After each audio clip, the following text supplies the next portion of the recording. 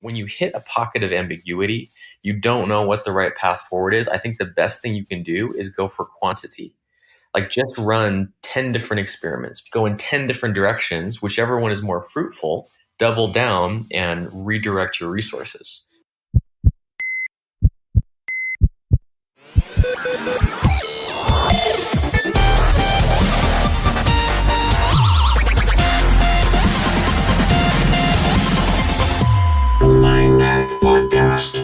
Hello, everybody. This is Cody, and today I'm with Tiago Forte, who is the founder of Forte Labs, editor of Praxis, and also the creator of an online course called buildingasecondbrain.com. He's also the author of 5 books on everything from his adventures in volunteering in South America to answers to life, the universe, and productivity. But this is just a small subsection of what Tiago has done. I'm wondering, Tiago, if you could explain yourself perhaps in a little bit better fashion for the audience.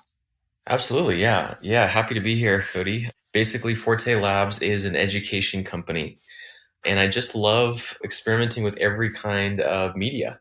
I started with an online course, later started a blog. Like you said, I have ebooks, I do live workshops and trainings. I really just like the full spectrum of different ways of delivering knowledge, because each one has something so unique and valuable to offer. What ties them all together, though, if anything ties them together, is my absolute obsession with human performance in all of its facets. And the word I often use for that is productivity, which has this connotation of, productivity tip, productivity hack, which I kind of like because it means I get to sort of attack that conception and try to change it from something really superficial and shallow to something really quite profound, which is how do humans do good work in this modern, crazy work environment and economy that we live in today. So I've been doing that for at least 6 years in June and just couldn't be happier. And so you touched on the productivity. Now I want to eventually get into Peace Corps and how you started with that and how you were able to transition into becoming, in my mind, one of the most successful online marketers that I've come across in a very long time, who's also very authentic in what you offer people. But when you touched on productivity, I'm curious, what is productivity? I know I read an article a few weeks ago about this hustle culture, and, in all the WeWork offices, they have these messages about hustle, like, I'm not going to sleep, I'm going to do it as much as I can. And I think there's this emergence of millennials growing up where we have this profound desire to have some level of confidence and meaning that we derive through our work. And I'm wondering, what is your perspective on this? Oh man, yeah. I mean, my definition of productivity is just creating as much value in the world as efficiently and effectively as possible. And actually, most of my career, almost all of it really, is in nonprofits. I started volunteering when I was very young. I'd go on weekend mission trips with my church to Tijuana. I grew up in Orange County, and we would build houses, or we'd fix houses, or we'd do soup kitchens, all sorts of things. And that just gave me a very early, just deep appreciation for contributing and giving, because it's just so incredibly rewarding, and you can make such an impact. So then I did that. I taught English in South America. I worked in microfinance in Colombia. Then I joined the Peace Corps in Ukraine, Eastern Ukraine, where I taught English and did different youth leadership and civic engagement projects. But then when I came, I think after some years of doing that, I kind of got disillusioned with the nonprofit community because I just saw how incredibly ineffective it was. I mean, people with hearts of gold and the best of intentions, but I just saw that wasn't enough. You have to be good at what you do. You have to care about excellence. You have to care about results. You have to measure your impact. And so I, as I often tend to do, went to the other end of the spectrum, which was Silicon Valley. I started working for a boutique innovation consulting firm. And that firm owned and operated a co-working space called Parasoma, where I got exposure to startups. So basically, let's see, to wrap that up, productivity for me, I like it more than contribution or impact or anything like this, because it keeps the focus on you. It's not that, okay, you have good intentions, therefore whatever you're doing is great. It's no, you got to take personal responsibility for the resources you're consuming, for the time you're taking of people, for the fact that your efforts, I mean, in the nonprofit world, you can just as easily have a negative impact as a positive one. So I just like productivity because it keeps the focus on the individual and your effectiveness and excellence in everything you do. And so when it comes to productivity, though, we can easily be productive on the wrong things. How do you determine what you should be working on? Because if I were to bring up the hustle culture again, I feel like we have a lot of people working really, really hard on stuff that doesn't matter, or that they're hustling a lot of energy and they feel like they're productive, but the large majority of their output is a very small segment of what they actually work on. So how do you determine what you should be working on? Yeah, I mean that's a great segue into why personal growth and self-awareness is so important. I tend to really believe in producing. Like I notice say with writing, people really, really get caught up. I'm about to start teaching along with my business partner David Perel an online course on writing, so I'm very much in this right now. They strategize. They spend sometimes, months or years like trying to find their angle, thinking of a good title, what's their voice, what's their niche, what's their strategy. And meanwhile, nothing is actually being produced. So I kind of tend to think quantity has a quality all its own, which is a Stalin quote, which I know is kind of messed up, but it really does. Like when you hit a pocket of ambiguity, you don't know what the right path forward is. I think the best thing you can do is go for quantity. Like just run 10 different experiments, go in 10 different directions, whichever one is more fruitful, double down and redirect your resources. But I think you're right. Like that can easily lead to, paperclip optimization. Like you just you go insane on one direction just without kind of taking your blinders off. And that's why I write and think about personal growth just as much as productivity, which is the awareness. Personal growth is just the awareness to know whether you're doing is the right thing, whether it's right, whether it's moral, what the impact is on others. I mean, there's sort of this balancing act between performance and awareness. Right. And so when it comes to this idea of productivity and personal growth, you provided a list of tweets, and they were honestly amazing in my mind. And I'm wondering if we can go through some of these and just get your perspective on how we can live a more successful and meaningful life. Yeah, personal growth is this funny thing because it's present everywhere. To a certain extent, life is personal growth. I mean, you can't make it through life really without growing. It demands it of you. Mm-hmm. At the same time, I noticed that sort of like structured personal growth or these pathways of personal growth that you can actually follow, they tend to be in cultures or in organizations or institutions. The most obvious one being religion. I was raised an evangelical Christian, quite conservative in Orange County. And there's all these sorts of things in Christianity, just like in every other religion, that are designed to challenge you, to have you expand beyond your comfort zone, to really look at where you're being dishonest or where you're being inauthentic. Like there's all these built-in mechanisms. But then when I left the church in my 20s and kind of became just an agnostic, I kind of thought, well, okay, I don't believe these particular doctrinal beliefs anymore, but I still want that process of growth. Mm-hmm. And where I found it actually initially was business. Business has that built in as well. Like, if you want to grow your company, grow your revenues, whatever, it's like the growth of your company is absolutely linked to your growth as a person. Like the company cannot have hyper growth unless you have hyper growth. So I kind of, discovered some of that there. And then more recently, I've done things like, being abroad is a huge one, like built-in growth, just having to buy groceries and get the train and all these things. But most recently, the past few years, I've really been interested in programs. Like one is called, San Francisco, where I was the last 7 years until this past December is the mecca for this. But, there's Landmark, which is like they build themselves as a transformational leadership program. There's One Taste, the orgasmic meditation program. There's Vipassana retreats. Like I really tried to experiment with as many of these as I had time for and could afford. Mm-hmm. Because it's like personal growth is something concrete. Like this is what I love. It really is. It's real. It's not just like a theory or a theology. There really is something psychologically called a comfort zone. You can tell when you reach the end of that comfort zone. There's physical symptoms, emotional symptoms, psychological symptoms.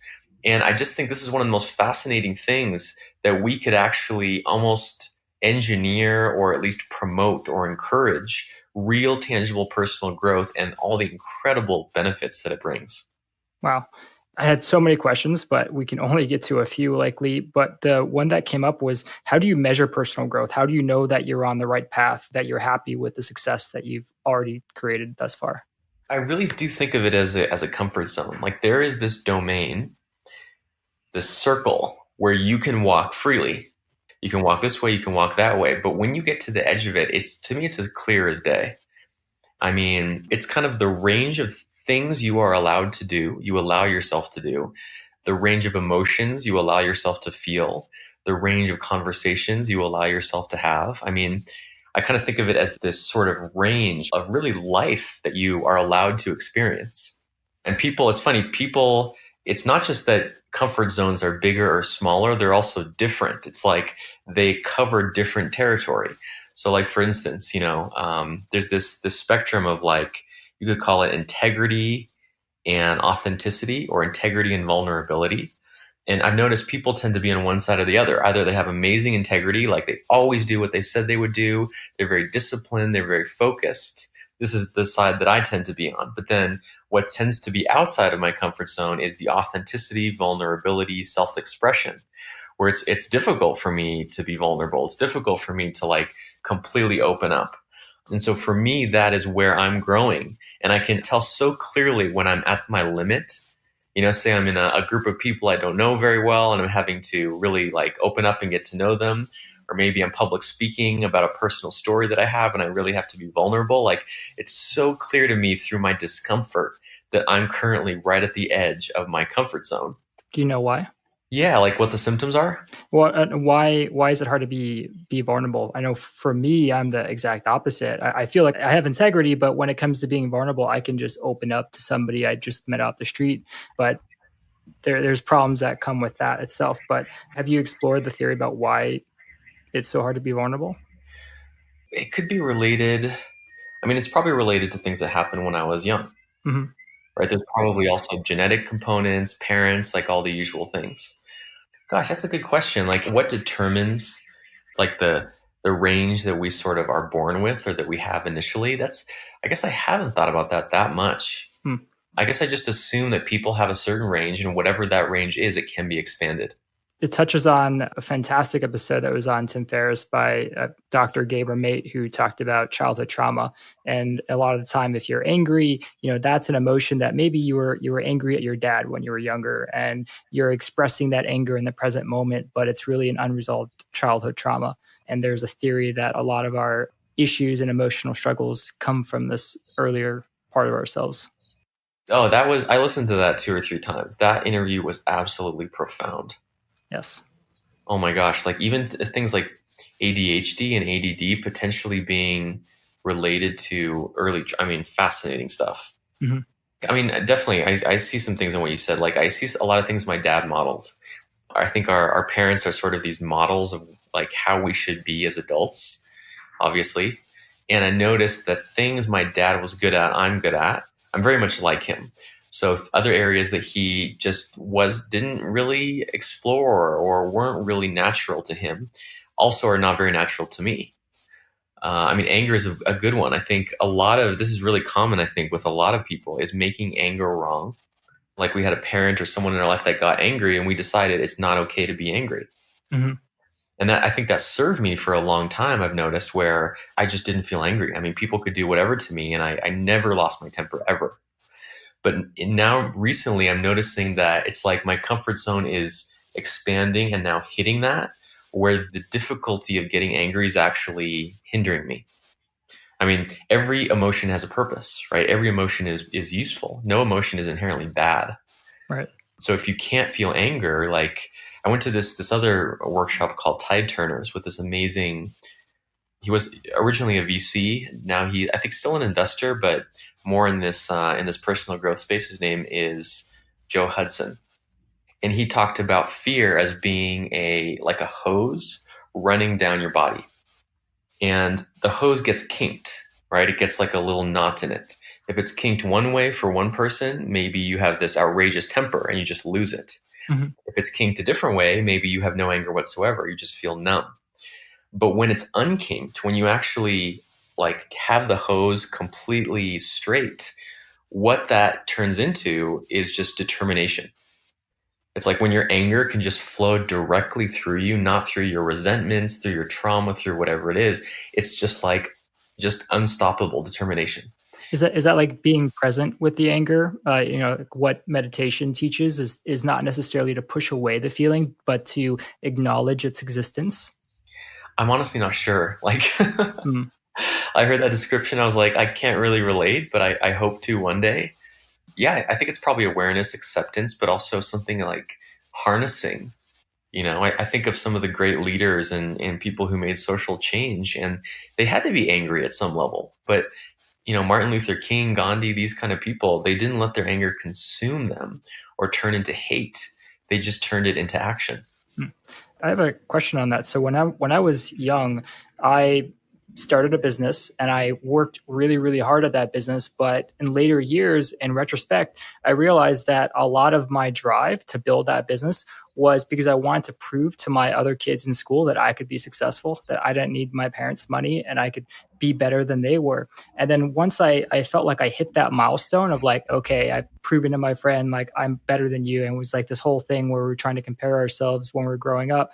I felt like I had lost that drive. And now I've met other people who they feel that they get a better drive from these negative emotions that they're trying to run away from. But I've also heard that it's better to have something positive that you're looking forward to that can inspire you to have this drive. I'm curious if you have any thoughts on where this motivation or drive or ambition comes from, whether it's better from a negative or a positive source. Yeah, I totally relate to that. I mean, I totally relate. In school, I was neither athletic nor particularly academic. I just felt like, wow, there's like no place for me. There's no group or activity or sport or anything that is just natural to me.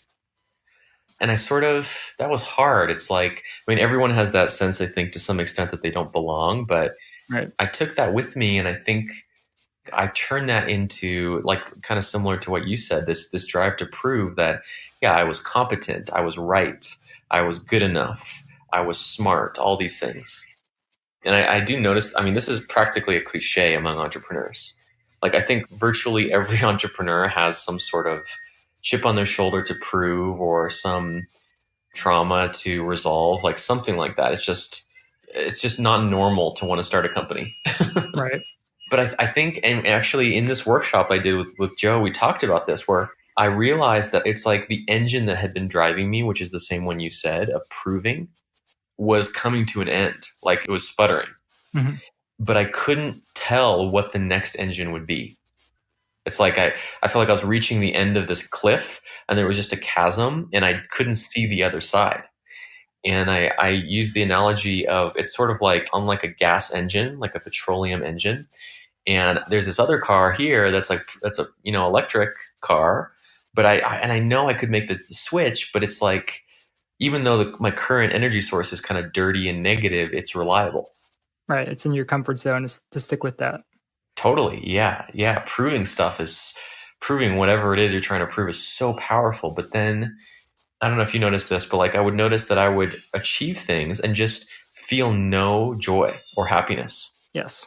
It was like immediately on to the next thing. I was like a gambler that didn't want to win because I just wanted to keep gambling.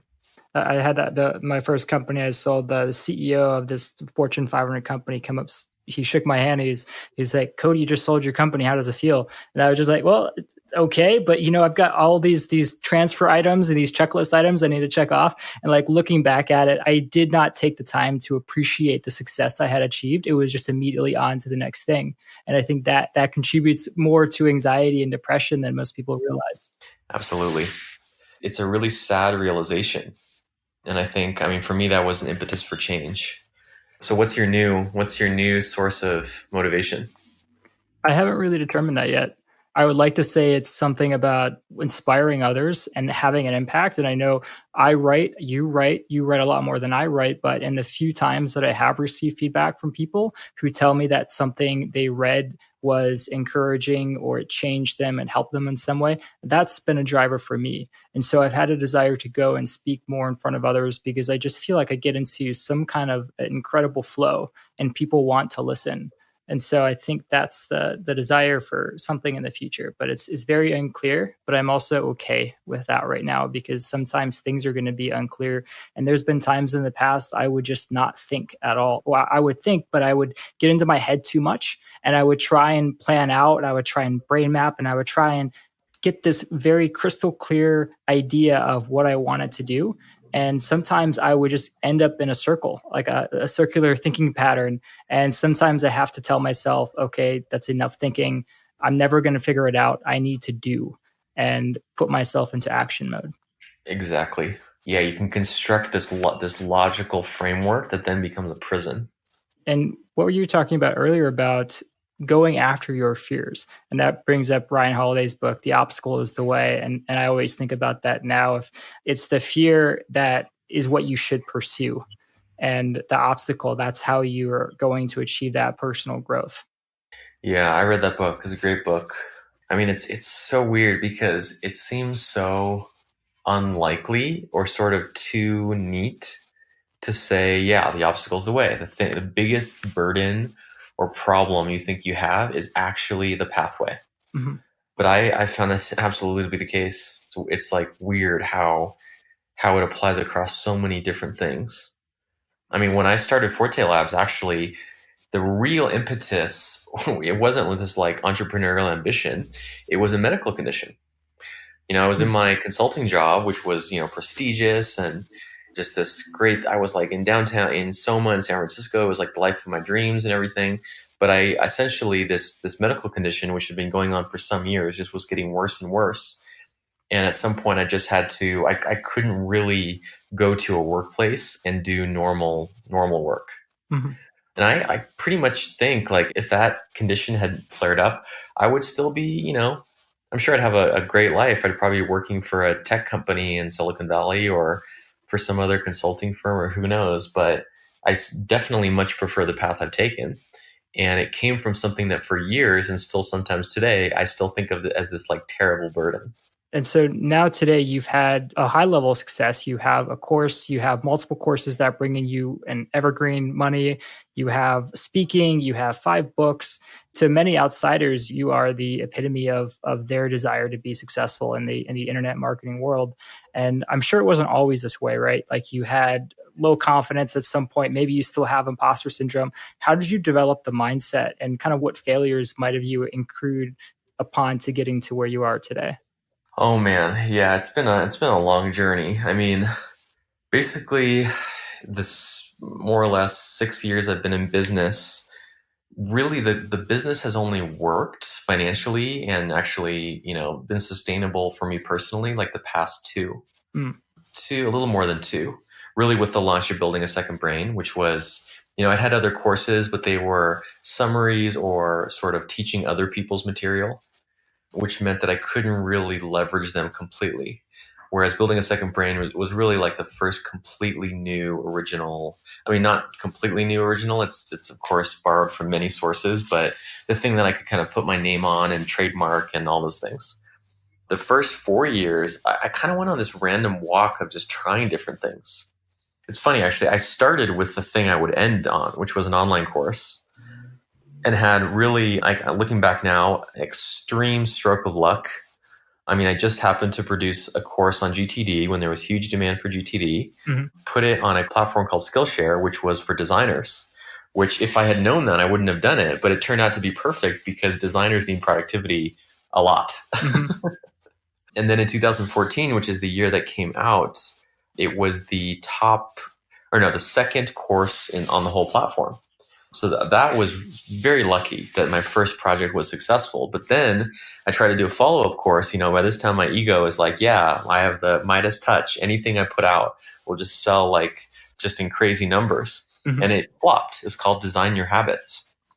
And it flopped partially because I didn't do testing. I just went off in my cave and through my sheer brilliance just made up this thing.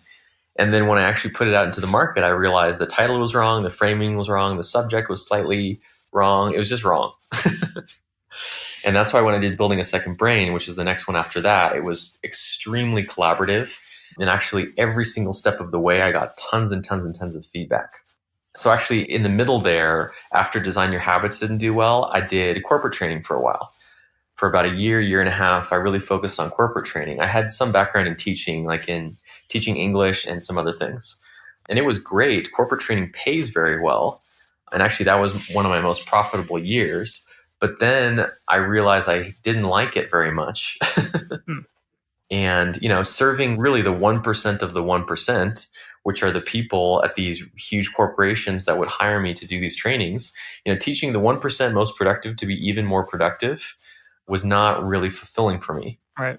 And that's why I love content, because content can scale. You can write something once, and then people at every income level, at every socioeconomic status can access it. Is that the perspective that you had when you developed the initial GTD course? Is it like you read the book and it was such a profound realization for you that you decided to convert that into a course?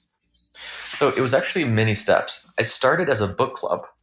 I went from this tiny village in eastern Ukraine on the border with Russia, where just nothing happened ever, and I had all the free time in the world, straight to downtown San Francisco and got what was really my first sort of corporate job.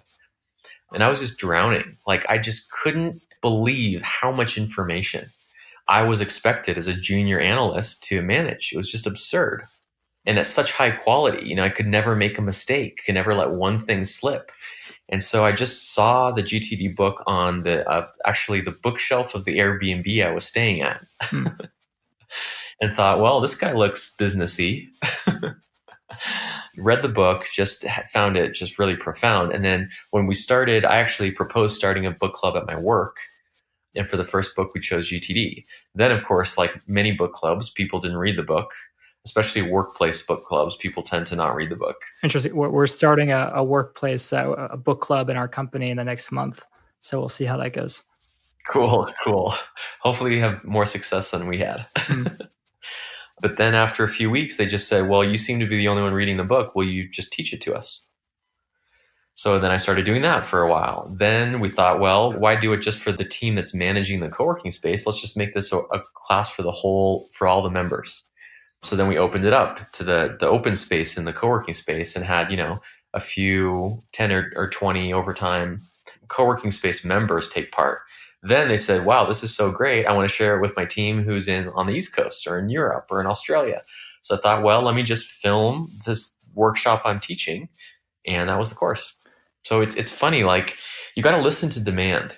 I notice people don't do this. Like, of all the things you do, the projects and the things you create and the deliverables, what is the thing that people go, wow, that's really good. I want more, or I want to be able to share that, or I want to pay you to do this.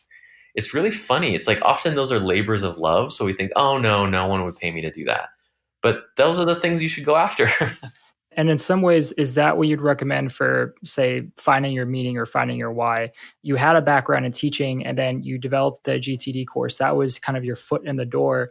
And now I would assume your why is somewhere in the realm of teaching others and helping them learn, change their behavior, workflow design, et cetera. How did you get to finding out like your current space where you are today?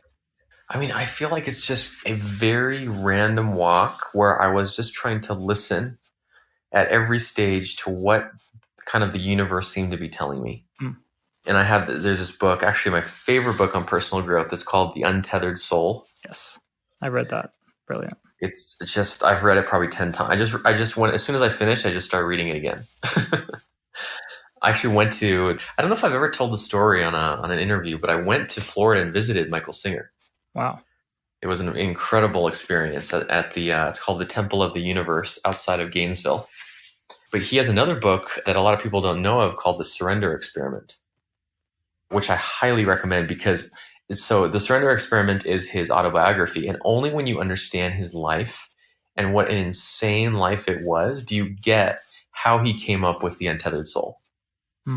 And basically, to summarize it, he just, in the surrender experiment, he just decided in college when he had his kind of awakening that he was just going to let go.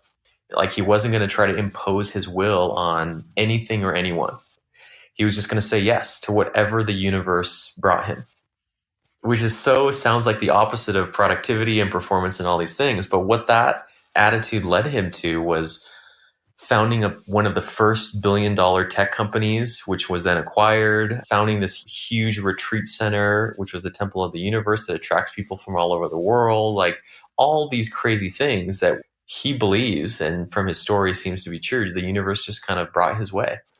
So I don't know. It's hard to imagine just completely surrendering to the flow of life, honestly. But I guess I'm trying to move in that direction. Well, I suppose you've let go to some extent. And at least for me, when I read that book, the biggest thing that I learned is that my thoughts are not me. You know, they're separate from me. And I don't always have to align myself with those thoughts. And as Dr.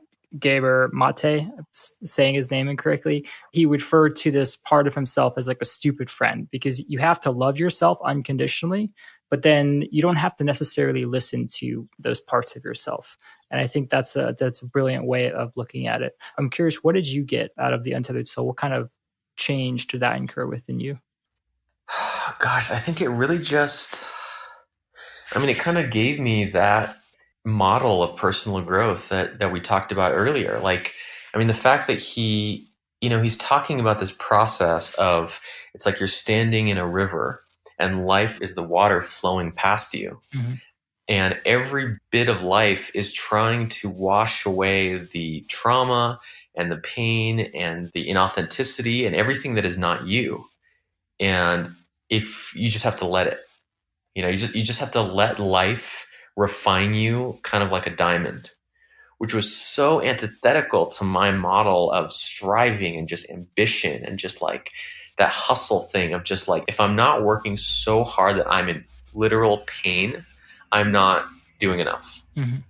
It was just the reverse. And it's really sunk into my mindset where I do feel, that I've learned to kind of let go a little bit and to just not have to impose my will and make the outer world fit what I think it should be. When I was there with him, it was this incredible evening. I think once a week he gathers people in the temple and he tells stories and does different things. And he's extremely smart, extremely educated, might even have a scientific background. I can't remember. But for his sermon, you think of a sermon, people like lecturing you what you should and shouldn't do. But he gave something like a sermon, but the whole sermon was the story of the universe. Like from a just completely scientific physics point of view. He was just like, there's the Big Bang, and then he describes the expanding cloud of gas and the formation of stars, like in quite a bit of detail, but also like as very dramatic. And then he spends, 25 minutes or something describing billions of years. And then he says, and then you arrived, and then you were gone. And it's just like, I think because of the context of the story he built up, it's like zooming out on your life like 1,000 miles and realizing, oh my gosh, everything I'm worried about is so totally inconsequential. Right. Yeah, it's easy to get wrapped up in our egos.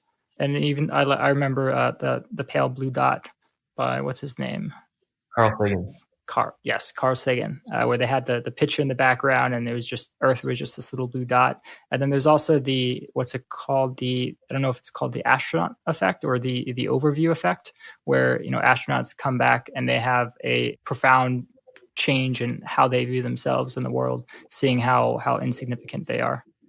Totally. Yeah, I just tweeted a couple days ago. This got a lot of reactions. We should put a link to it in the show notes. Yes. I found it on Reddit. It was a 30-minute video on YouTube that's called A Time Lapse to the End of Time or something like that. And it's a 30-minute from now, what's going to happen according to our current scientific understanding until time is done, until the end of not just the universe, but like everything. So to give you some perspective, it's 30 minutes long. Around the 7 or 8 minute mark, all matter is gone.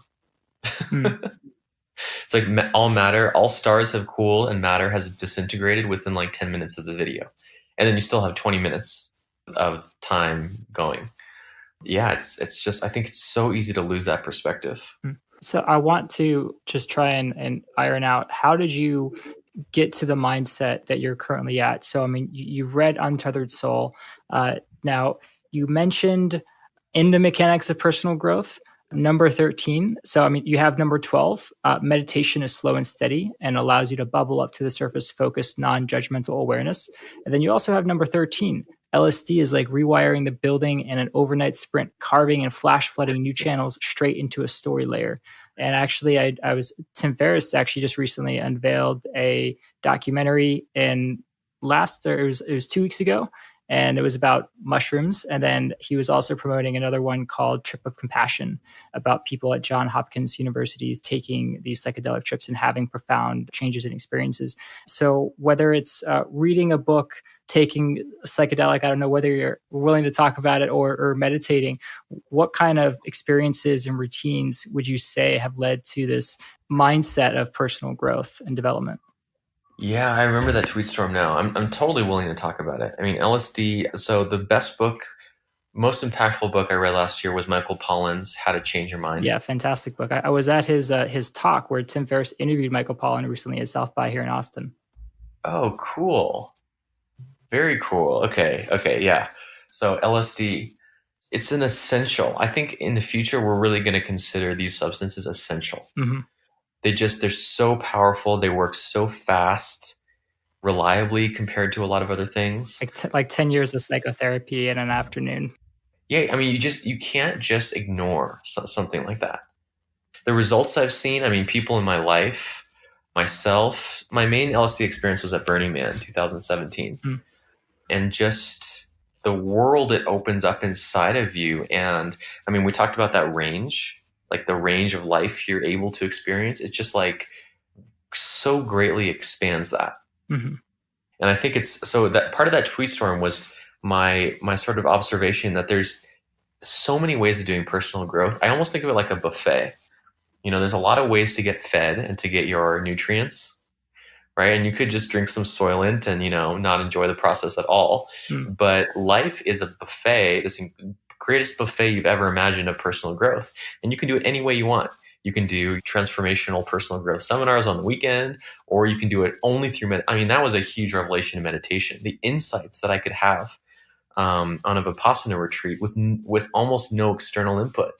You know, no one coaching me, no one teaching me, just the insights that were present in my own mind. So a lot of what I do is when I talk to people, I try to get a sense of which one they would prefer. And it's funny because at some point you have to go beyond your comfort zone. I mean, that's the whole point. But you can start in the comfort zone. Mm-hmm. How so? Right? You mean with meditation? Yeah, like meditate. This is why meditation is, and it's so non-threatening. You don't have to pay a lot of money, like with weekend seminars. You don't need 10 days of silence, like Vipassana. You don't need to start a business like entrepreneurship. You can just sit and have many of the same profound realizations and insights. I do think, you know, it's not that they're all equal. They all tend to lead to the same place. So like whatever your growth edge is, you'll tend to encounter that growth edge no matter what modality you pursue, I found. Mm-hmm. But they do have different flavors and different styles, and they can give you different superpowers.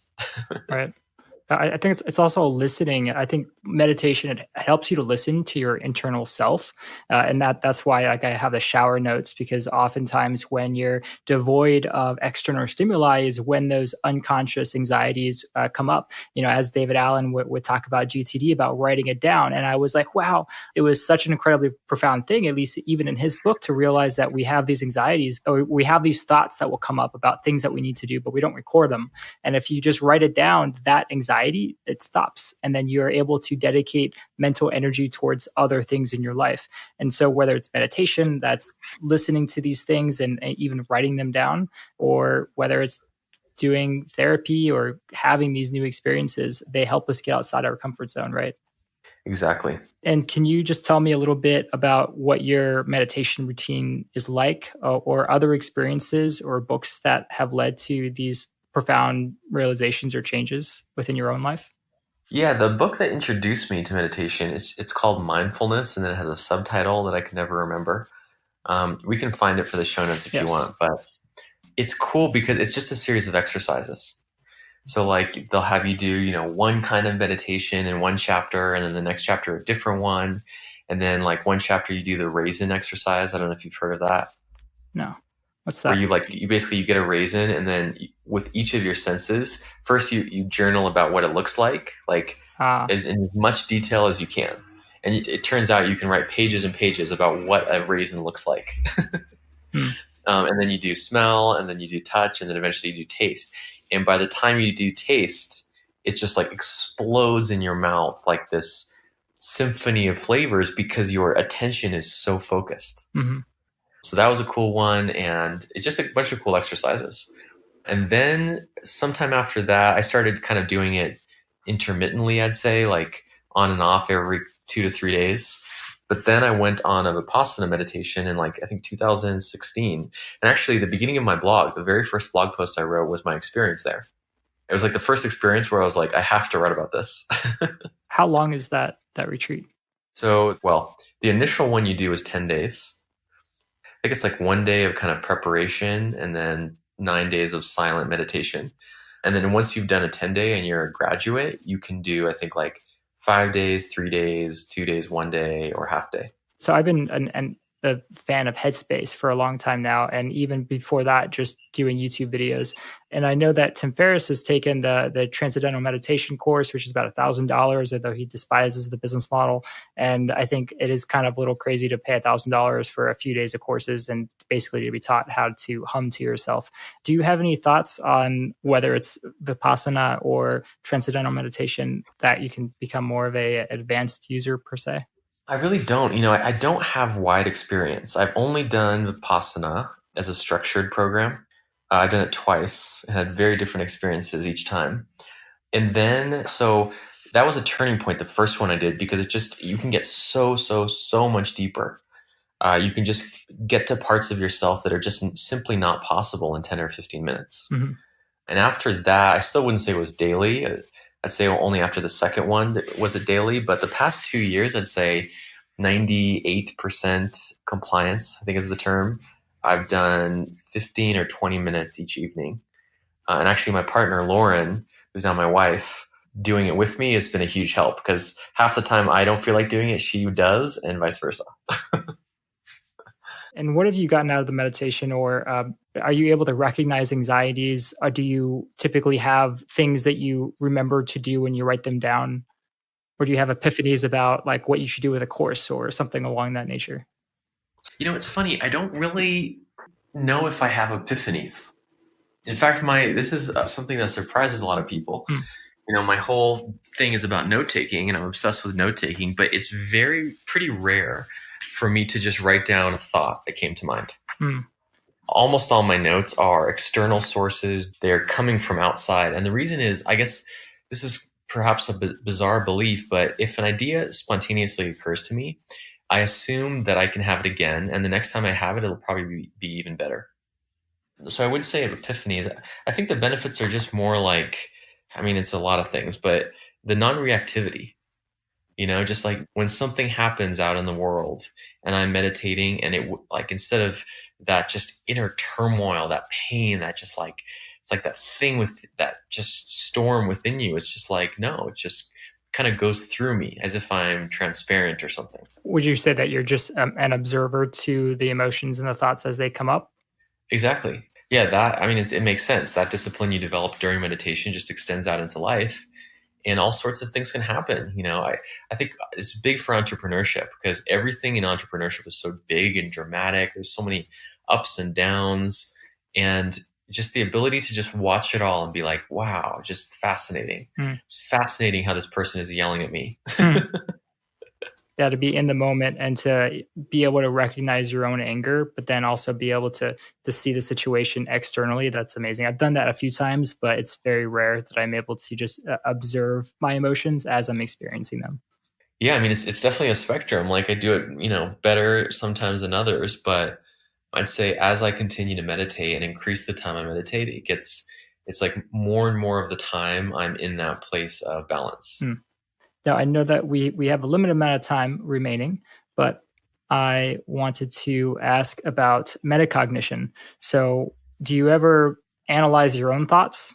and write them down? Or how do you determine, like I'm sure that you in retrospect look at your past self and then you are able to see, oh, why you did something but you didn't realize it then, or you are able to really go down the rabbit hole per se on a particular thought, and maybe that's where some of these ideas have come from. Do you have any thoughts on this metacognition, how we can do it, etc.?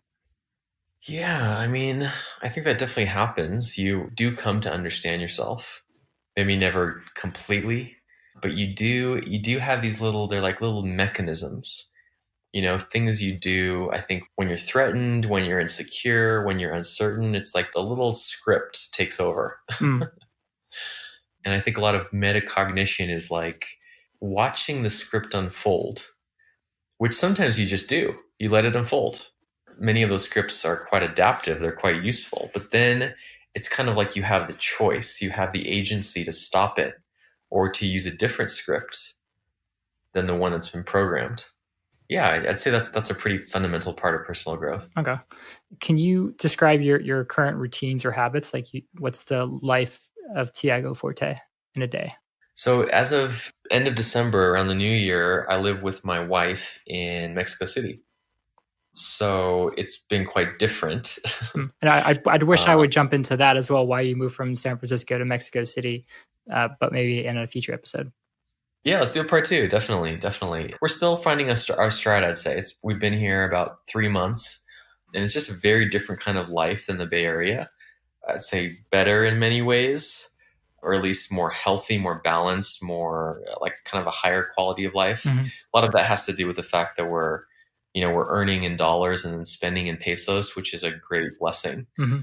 And I would recommend to anyone who can manage it, which I'm surprised of the people that could do something like that, who work remotely exclusively, relatively few live abroad. It's kind of a mystery to me. I think people don't understand the benefits of living and working abroad. Mm-hmm. Or being a digital nomad. I know me personally, I travel a lot. I have a company in the Philippines, but I always feel this sense of just being super uncomfortable. And I know there's an aspect about being outside your comfort zone. But for me, I've always felt like a homebody. So I don't know if that's just my personality or if that's a trait that I can develop over time. Gosh, a little of both, I'd say. Okay. It's been a pleasure having you, Tiago. I look forward to having us be on a future episode and go from there. Thank you so much, Cody. Really appreciate it. And yeah, this was really fun. Really good questions. And I'm happy to do a part two. Okay. Thank you again. Hey guys, this is Cody again. I hope you enjoyed that episode of Mind Hack, and if you're interested in getting more Mind Hack-worthy stuff straight to your inbox, then you might consider signing up for my weekly newsletter. It often contains links to new episodes, blog posts, and other interesting finds I found on the interweb in the past week. It pretty much focuses around productivity and efficiency. So if that's your thing, then be sure to visit my website at codymclain.com. That's MCLAIN.com to sign up. Also, if there are any interesting websites, companies, books, blog posts, quotes, or anything else that was mentioned in this episode, you can find it all and more by visiting the official website for the Mind Hack Show at mindhack.com. And as always, if you have any feedback, good or bad, I want to hear it. Send me a tweet, email, or what have you on either of my websites, as my goal with this show is to give you the maximum value in the shortest amount of time. That's all for now, guys. Thanks again for listening, and I'll catch you guys again soon.